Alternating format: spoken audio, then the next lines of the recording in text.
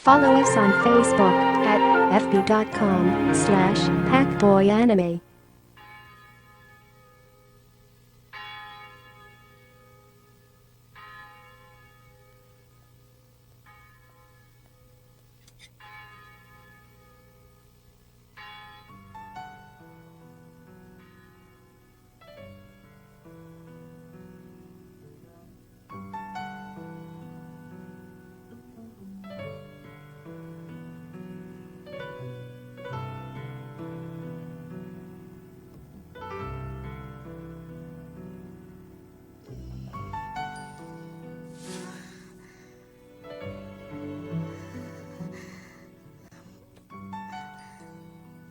Magandang umaga sa'yo, Emily.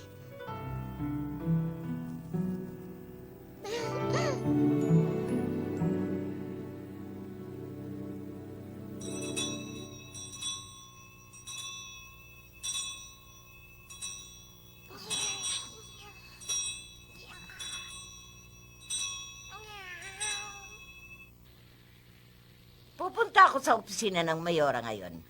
Kaya ngayong araw na ito, pansamantala ko muna kayong iiwanan dito. Umaasa ako na magpapakabait kayong lahat habang wala ako dito. Alicia! Alicia! Mga bata, tumahimik kayo. Mga bata, makinig muna kayo sa mga sasabihin ko. Simula sa araw na ito, si Miss Amelia ang magbabantay sa inyo.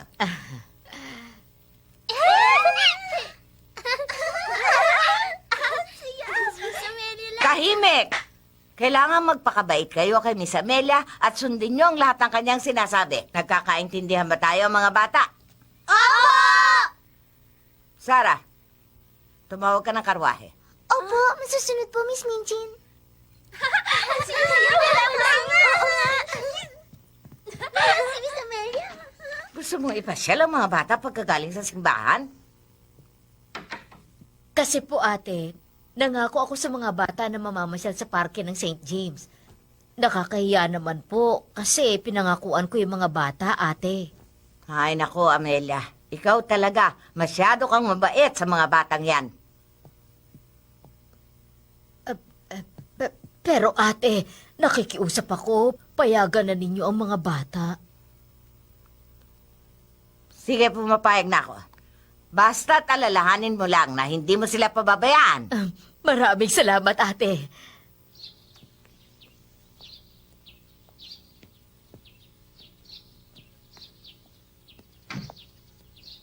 Ikaw nang bahala sa kanila. Makakaasa po kayo, ate. Sige, umalis na tayo.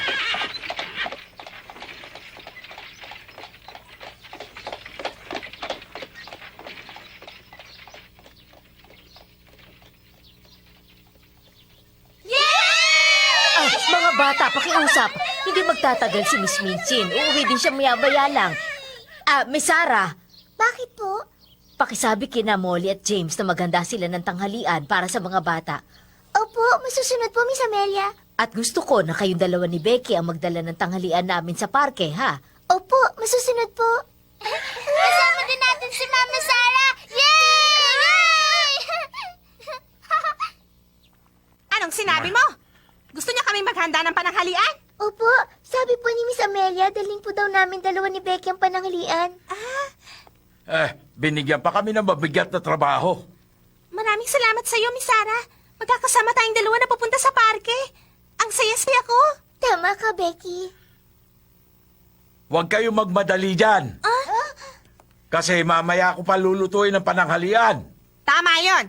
Kinakailangan tapusin niyo muna ang lahat ng inyong mga trabaho.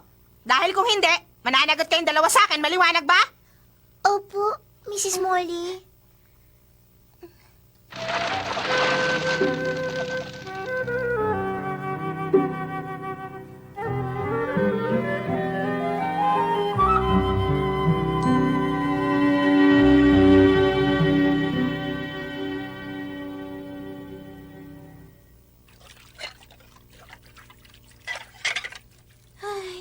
Siguro nandun na si Miss Amelia at ang iba pa sa parke. Oo, siguro nga. Kung bakit kasi mamaya pa nila gagawin yung pananghalian. Pwera lang pag alis natin, hindi natin agad maisisilbi ang kanilang pananghalian. Ang gusto kasi nila magtrabaho tayo hanggang sa makaluto sila. Nakakainis naman sila. Hoy, kayong dalawa. Tapos ko nang lutuin ang pananghalian. Dalihan niyo dyan. Opo! O, kayong dalawa. Pagkatapos nilang kumain ay bumalik agad kayo dito. Meron pa kasi kami ipagagawa sa inyo. Opo! Kapag nakihalubilo kayo sa mga estudyante, parurusahan ko kayong dalawa. Masusunod po, Mrs. Molly. Masusunod po.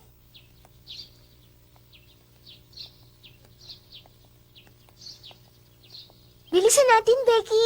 Sige, Miss Sarah.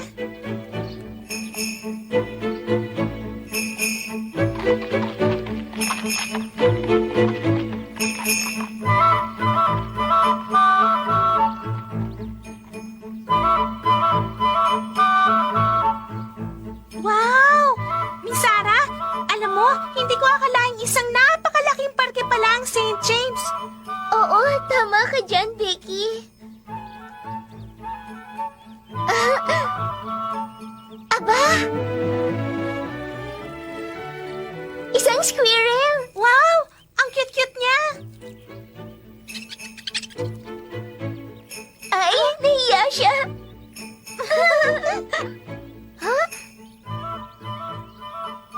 Aba, isang kuneho. Oo nga! Siya nga pala, Miss Sarah. Kailangan mahanap natin sila kagad dahil baka kung hindi, isumbong tayo ni Miss Lavinia. HD encode by oo Carlola nga, Becky. 16. Tayo na. Sige, Miss Sarah.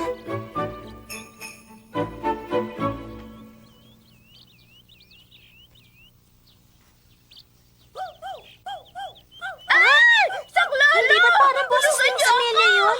Oo nga, parang siya yun. Puntahan natin. Sige. Takot ako sa tuta! Naku! Baka kagatin ako! Tulungan niyo ako! Ay!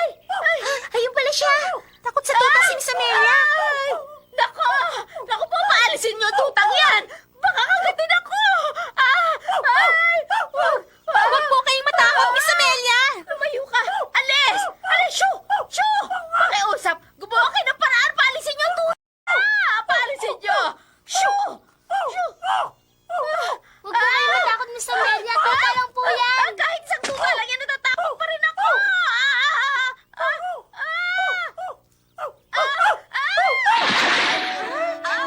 Aray! Miss Amelia!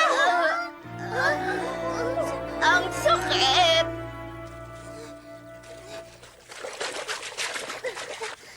Tignan niyo si Mama Sarah. Sila Sarah. Miss Amelia, ayos po ba kayo? Miss Amelia, humawak po kayo sa balikat ko. Malas naman, tutulungan ko sana na unahan pa ako ni Sarah. Ayos lang po ba kayo? Aray! Ang balakang ko! Ay, sakit! Miss Sarah, paano po yan? Hindi po natin siya kayang buhatin pabalik ng dormitorio. balakang ko! Alam ko, pero anong gagawin natin? Alam ko na. Hihingi ako ng tulong kay Peter. Ikaw na muna bahala kay Miss Amelia. Miss Sarah! Miss Amelia, ayos lang po ba kayo? Huwag po kayong mag-alala, tutulungan namin kayo.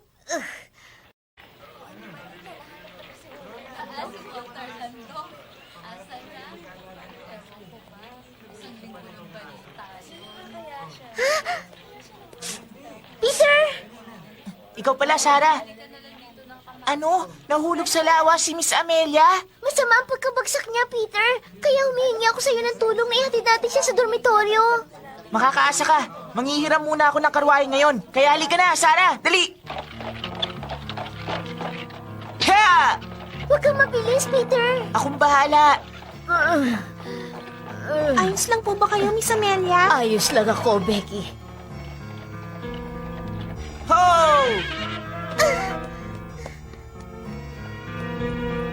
Ha? Si Miss Amelia? Nahulog sa lawa? Opo, nasa labas po siya ngayon. Kailangan po namin ng tulong. Pakibilisan po.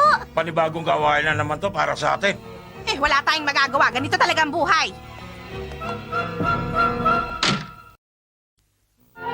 Brought to you by Hackboy Anime. Oh!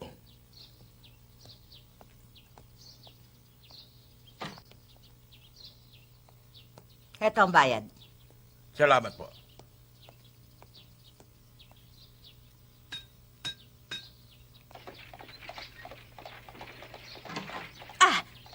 Maligayang pagbabalik po, Miss Minchi. Ano yon? Nahulog si Amelia? Opo. Ang dahilan po kasi natakot siya sa tuta pagkatapos nahulog na siya. Ang kapatid ko natakot dahil lamang sa isang tuta. Ay, Kung gano'n, nasan si Amelia? Kumusta na kaya siya?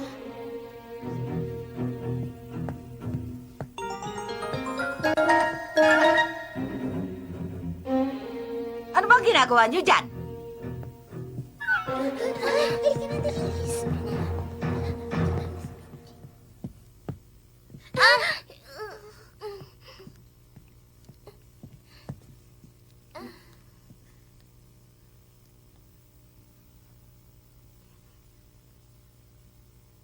Lahat kayo, pumasok na sa silid niyo. Opo.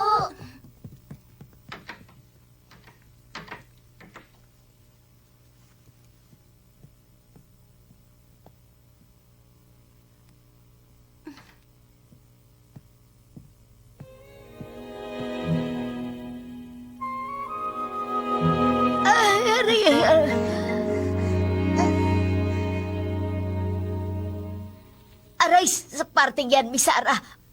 Aray, maraming salamat.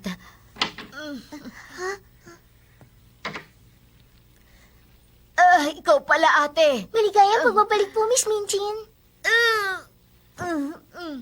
Miss Amelia, ayos po ba kayo?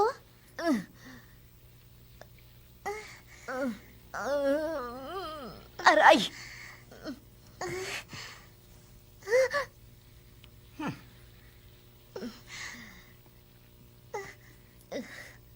Amelia!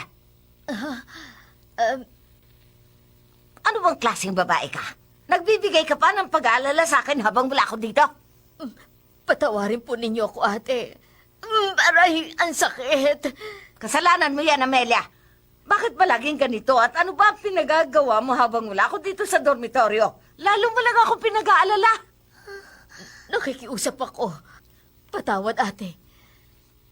Parang kang isip bata sa ginawa mo.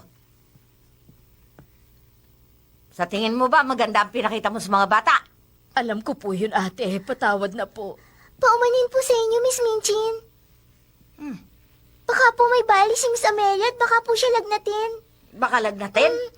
Baka po mangyari sa kanya yun. Ang mabuti po, tumawag po tayo ng doktor bago pa lumala. Tumawag ng doktor. Huwag na lang. Ayos lang ako. Huwag niyo ako alalahanin. Maraming salamat sa iyo, Miss Sarah. Huwag na kayong tumawag ng doktor. Miss Amelia! Miss Amelia! Pakiusap po! Tumawag na po tayo ngayon ng doktor. Oo, sige, pumapayag na ako. Sarah, Ano po yan, Miss Minchin? itanong mo na lang kay Molly kung saan lugar niya nakita yung doktor na gumamot sa'yo noon. Opo, may susunod po. Maraming salamat sa iyo, ate. Yan ang sinasabi ko. Dahan-dahan, baka matumba tayo.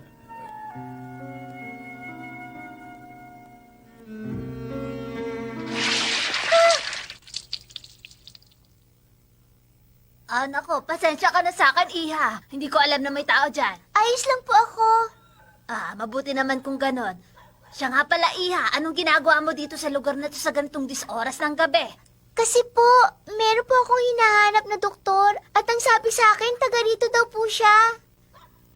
Ang hinahanap mo ba yung lasinggerong doktor? Ha? Subukan mo siyang puntahan sa isang beer house. Malapit lang yon, baka maabutan mo siyang lasing. Maraming salamat po.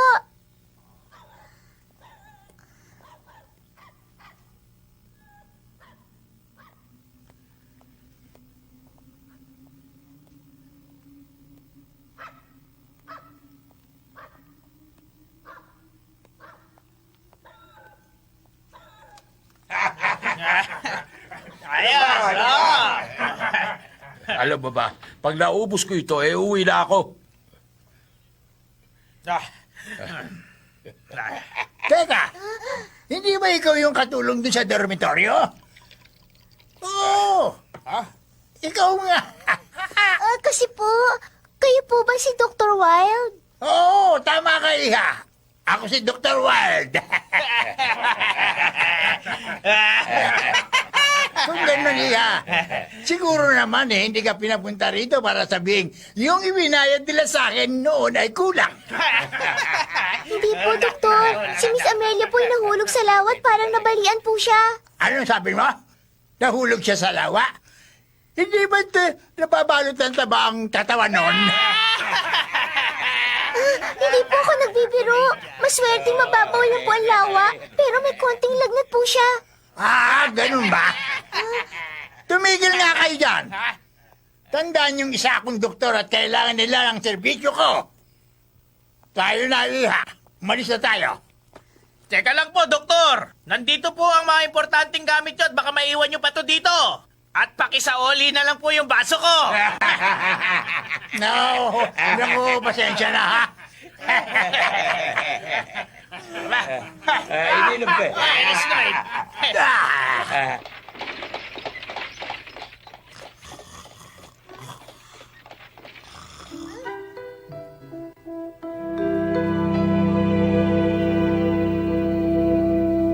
Wala kayong dapat ikabahala. Isa lamang itong pasa. Iiwan ko sa inyo itong ointment at pahiran lamang ninyo at gagaling na ang kanyang galos. Matulog lang ng mahimbing. Palamigin ang kanyang ulot, gagaling na siya. Salamat po, Doktor. Maraming salamat po sa tulong nyo, Dr. Wild. Nako, walang anuman po yun sa akin. Napakatagal ng panahon nung magkaroon ako ng huling pasyenteng tumawag sa akin eh.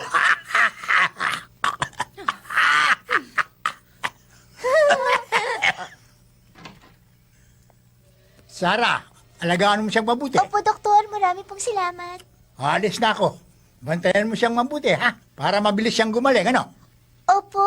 Magandang gabi po. Magandang gabi din.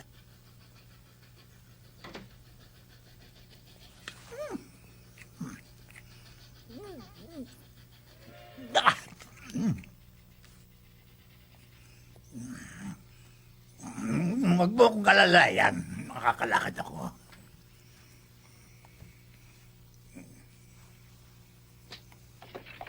Ano sinabi mo? Si Sarah ang mag-aalaga kay Amelia kasi yun ang sinabi ng doktor? Opo, Miss Minchin. Ang sabi nga po ni Miss Amelia, Miss Minchin, si Sarah po ang gusto niyang magbantay at manghilot sa kanya.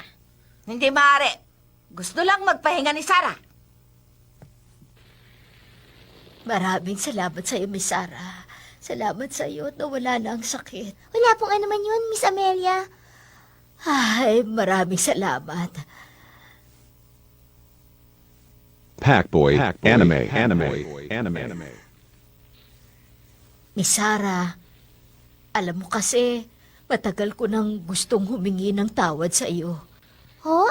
Humingi ng tawad? Tungkol sa aking kapatid. Tungkol po kay Miss Minchin? Oo, inaamin ko. Alam mo kasi, mabigat ang dugo sa iyo ng aking kapatid mula nang pumanaw ang iyong papa. Nahihiya ako sa iyo.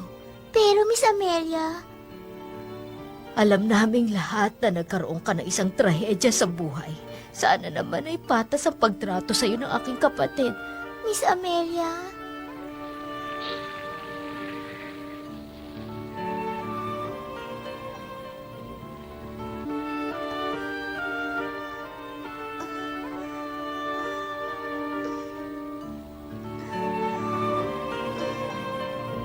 Huwag ka sanang magalit sa aking kapatid.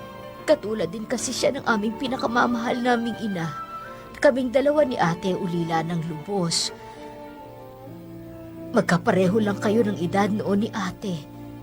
Naaalala ko, maliit pa lang ako noon. Nagtapos si ate sa isang charity school habang nagtatrabaho kami sa bahay ng tita namin. Si ate ang nagpapaaral sa akin habang siya ay nagtatrabaho bilang resident tutor. Pagkatapos noon, siya nang nagpapatakbo ng dormitoryo. Kaya tuloy ang kapatid ko. Naging istrikto siya at gusto niyang perpekto sa pagpapalakad ng dormitoryo. Patawarin mo sana ang aking kapatid kung bakit gano'n na lang ang pagkatrato niya sa iyo, Miss Sarah. napakabait niyo po, Miss Amelia.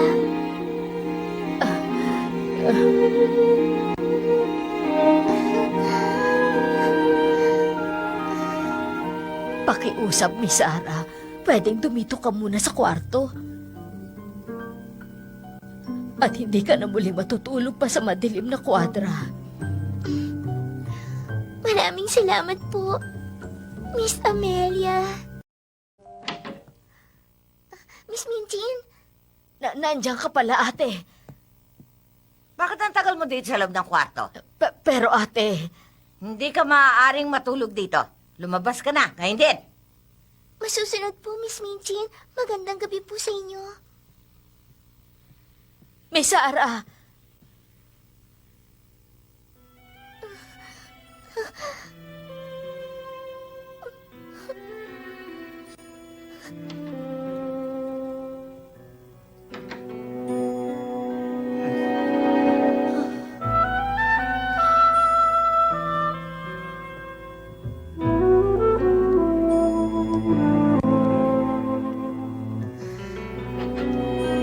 Ikaw pala, Miss Sarah.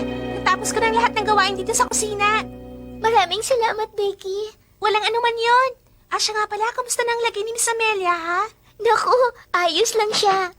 Ngayong tapos na kayo sa trabaho niya, matulog na kayo at nag-aaksaya lang kayo ng ilaw. Opo, Miss Molly.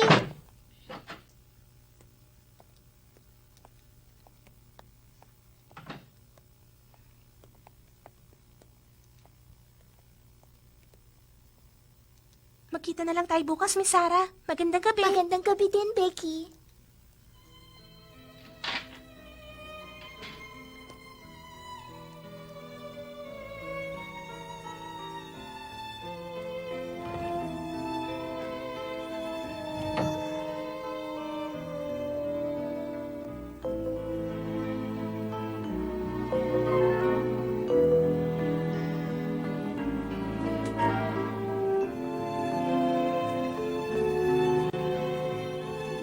Tama. Wala na akong ibang pwedeng matulugan kundi dito sa madilim na kwadra.